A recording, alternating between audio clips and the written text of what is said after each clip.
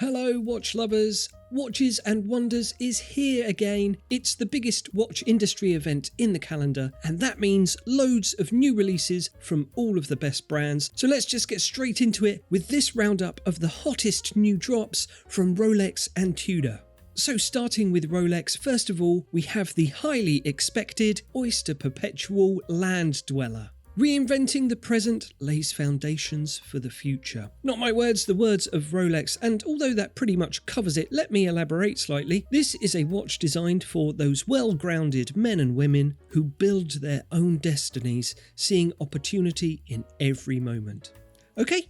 More specifically though, this is a brand new model and it's a sports watch with an integrated bracelet, and it comes in two sizes, 36mm and 40mm, and it's available in various combinations of case and bracelet material and dial options. So there's a white roller saw version, that's steel and white gold, with a fluted bezel and white dial decorated with a laser cut honeycomb motif. Here it is on the wrist of Roger Federer, officially this time. There's 18 karat ever rose gold with white honeycomb dial, and that's also available with diamond set markers and bezel. And then there's also a 950 platinum variation with an icy blue dial, also available with diamonds. And this is probably the one that I'll get. I just need to wait and see if I get any birthday money. So the Land-Dweller starts at around £12,000 for the 36mm steel and white gold version, and goes up to around £100,000 for the 40mm platinum version with the diamonds.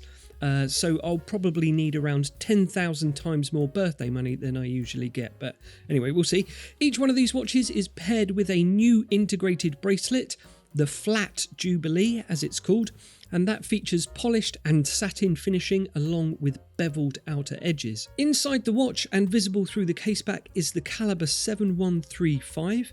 It's a high beat automatic movement that runs at 36,000 beats per hour, so you get a second hand that beats 10 times a second, and it also boasts 66 hours of power reserve. It comes equipped with a highly energy efficient Dynapulse escapement and a state-of-the-art oscillator. The Dynapulse is unlike your typical escapements you'll find in other Rolexes, and it features silicon distribution wheels which have both teeth and blades, and the components are all skeletonized in order to reduce the amount of energy required to engage them. Meanwhile, the oscillator has a balance staff of shaped white ceramic for increased strength and shock resistance.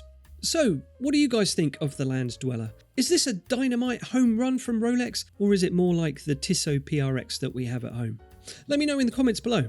Next, Rolex is releasing a version of its most hyped watch with a dial in the most hyped colour. This is a new Cosmograph Daytona in 18 karat yellow gold with a turquoise lacquer dial. The turquoise is contrasted with punchy black subdials and a black ceramic bezel. And if you thought Rolex was over the colour green, then guess again, guy, because this is a new version of the GMT-Master 2 left-handed winding crown green and black bezel version, but now with an 18 karat white gold case and a ceramic dial. It's the first time Rolex has made a dial in ceramic, and it comes in a green that matches the green half of the ceramic bezel insert, and it's produced using the same material too, so you get a perfect tonal harmony. There's also another new GMT-Master 2 model, and this one bears a dial made from tiger iron, which is a special stone acquired by petrifying big cats through ancient Swiss alchemy techniques. Not really though, it's actually a natural stone that's a combination of tiger's eye, red jasper and hematite. It has a unique appearance in warm hues of brown and red, and this watch comes in an 18 karat ever rose gold with the popular root beer style brown and black bezel insert. And if there's some of you out there who aren't quite ready for land dwelling, then there's a new offering in the Sky Dweller range, with this new 42mm yellow gold version with a sunray dial in a vibrant green.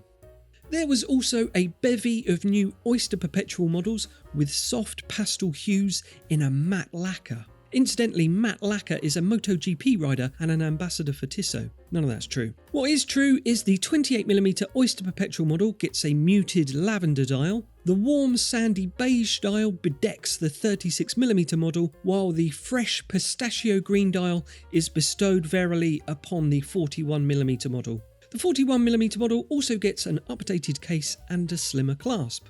And then there's this new 1908 model in the form of an 18 carat yellow gold 39mm with white dial type dealio, and in a first for the collection, it's on a bracelet. It's a new style bracelet named Settimo, and it's exclusive to the 1908 line. It's a bit like a Jubilee bracelet but with 7 row links instead of 5.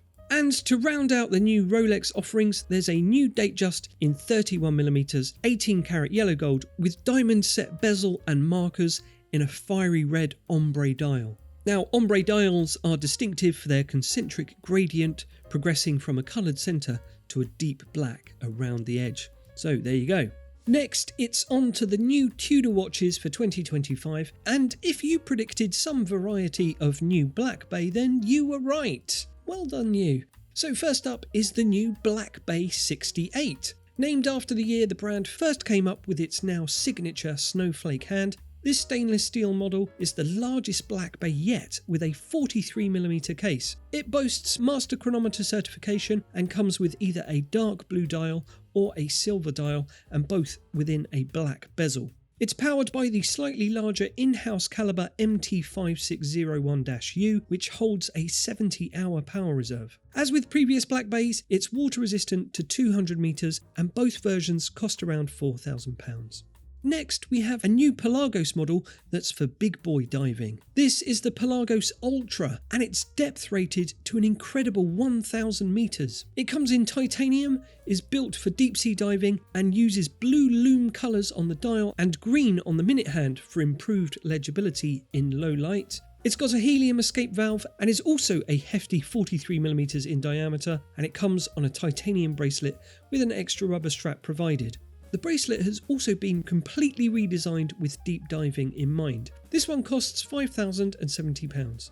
Next, it's over to the Black Bay 58 family to meet the new Burgundy boys. It's burgundy dials and bezels all around. This watch is based on a similarly coloured 90s Tudor Submariner prototype that was never released. It follows previous versions of the Black Bay 58 and retains the same 39mm case size, but it now includes the new in-house caliber MT5400-U, complete with METAS Master Chronometer certification. It comes on either a 3-link rivet style bracelet or a 5-link bracelet.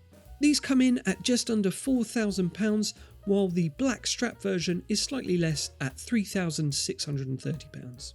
There's also a new Black Bay Pro with an opaline white dial that joins the black dial versions in the catalogue.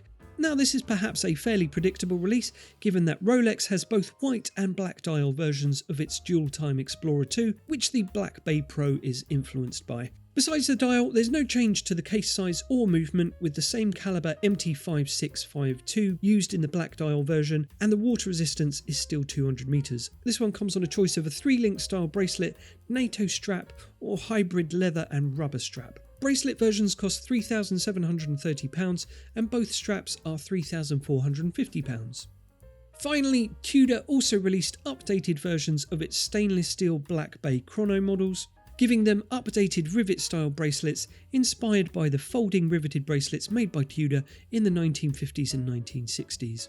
Both bracelets feature Tudor's T-Fit rapid adjustment clasp, and the 3-link bracelet version is £4,930 and the 5-link bracelet version is £5,020.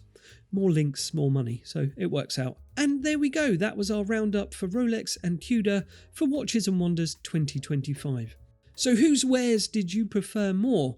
Are you balmy for burgundy, or do you just like dwelling on land? Let me know in the comments below, and stay tuned to Watchfinder & Co for updates and coverage of all the new releases from Watches and Wonders 2025. And if you're on the lookout for your next luxury watch, then why not head over to watchfinder.com to browse thousands of watches from all the best brands. Check it out, and I'll catch you soon. Goodbye.